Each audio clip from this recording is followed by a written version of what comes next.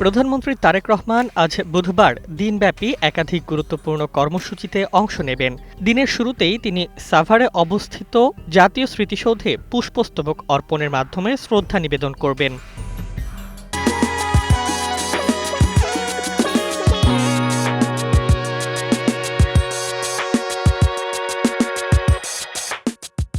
প্রধানমন্ত্রীর কার্যালয় সূত্রে জানা গেছে, সকাল 10টায় গুলশানের বাসভবন থেকে সাভারের উদ্দেশ্যে রওনা হবেন তিনি।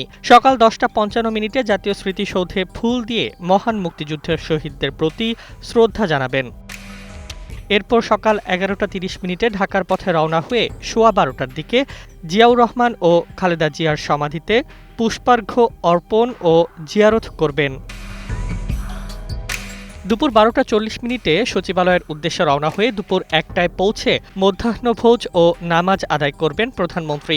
বিকেল 3টায় অনুষ্ঠিতব্য মন্ত্রিসভার বৈঠকে সভাপতিত্ব করার কথা রয়েছে তার।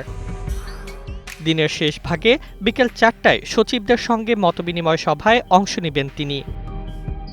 প্রধানমন্ত্রীর কার্যালয় জানিয়েছে, কর্মসূচি সুষ্ঠুভাবে বাস্তবায়নে সংশ্লিষ্ট দপ্তরগুলোকে প্রয়োজনীয় প্রস্তুতি নিতে নির্দেশ দেওয়া হয়েছে।